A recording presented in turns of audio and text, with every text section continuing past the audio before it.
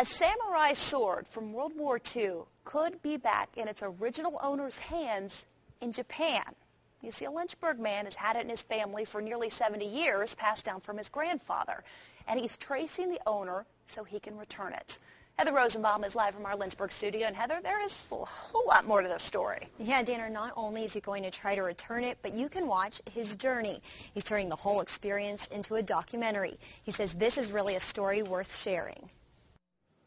It was collecting dust in the basement, and I just felt that something more could be done with it. After nearly 70 years in Paul Eufima's family, this samurai sword may soon be passed on to someone else. They say that something huge could be born out of this action. Eufima decided to turn his action of returning the sword into a documentary called ForgiveDont Forget. But first he had to trace it to its owner. He recruited his friend Brad Bennett. I'm actually a quarter Japanese, and my grandmother lives here in town.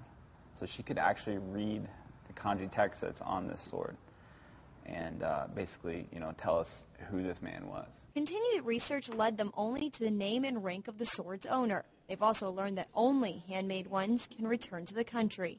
The mere fact that it was a handmade blade and, the fact that Paul randomly contacted me, I just happened to be a quarter Japanese to help tell the rest of the story, I believe definitely is fate. Bennett used his contacts in Japan to find a match in a history book and talk to local specialists. But the next piece of the puzzle, the owner or his family, they hope to find in Japan. We're trying to give back something that was surrendered nearly 70 years ago. It's huge. Like, bringing that across international waters, I think, speaks volumes. I'd rather take this and, tell an amazing story with it. I mean, I won't be able to hand down a sword to my son, but I will be able to say, hey, check out this story.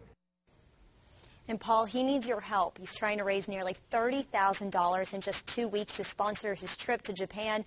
We have more information on our website at WSET.com to find out how you can help him out. Reporting live in Lynchburg, Heather Rosenbaum, ABC 13 News.